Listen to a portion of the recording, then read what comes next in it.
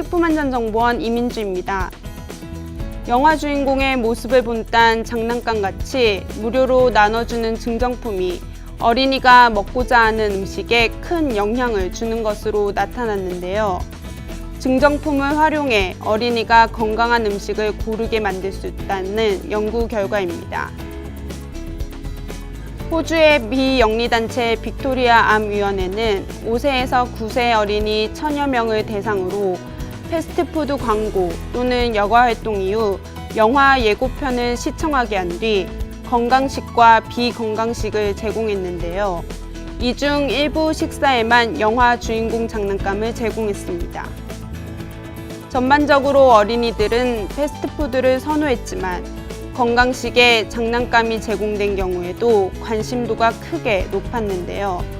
이는 어린이가 음식이 몸에 좋은지 아닌지와는 무관하게 영화 주인공 장난감이 함께 나오는 패스트푸드를 선택할 가능성이 높다는 것을 보여줬습니다. 호주 시드니 대학교 연구진은 저탄수화물 식사를 하면서 인공 감미료를 섭취하면 열량 섭취량이 크게 늘어난다는 연구를 발표했습니다.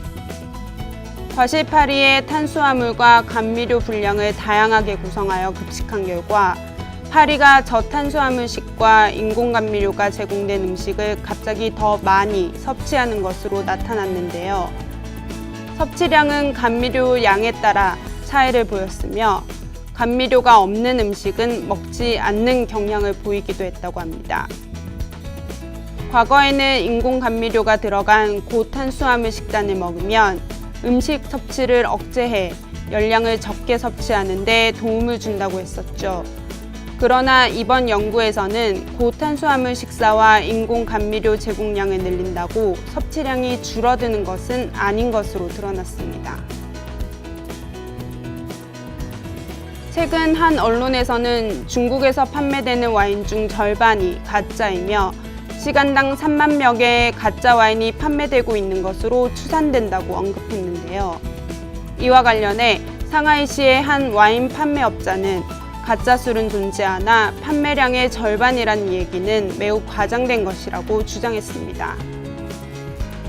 또한 중국의 한 주류 판매업자도 기사에 언급된 판매량의 50%와 시간당 3만 병이라는 데이터가 서로 맞지 않는다고 지적했습니다.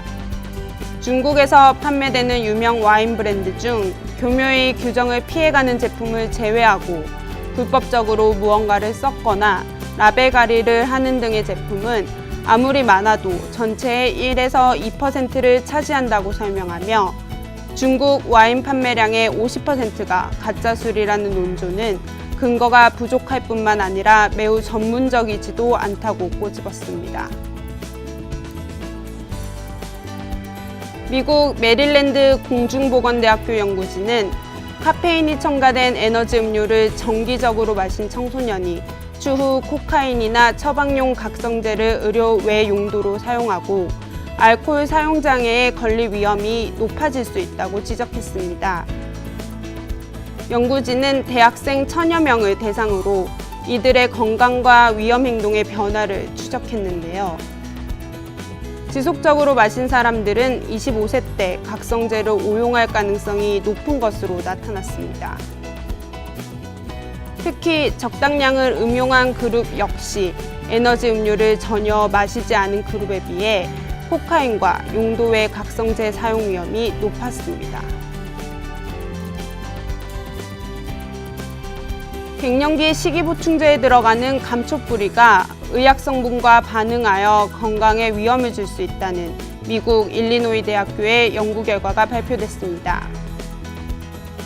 감초는 사탕이라 하더라도 건강에 유해할 수 있다고 하는데요. 미국 식품의약품청은 한 번에 많은 양의 감초를 섭취해서는 안 된다고 권고하면서 과다 섭취 시 심박이 불규칙해지고 근육 피로를 초래할 수 있다고 경고했습니다. 이번 주 준비한 소식은 여기까지입니다. 고맙습니다.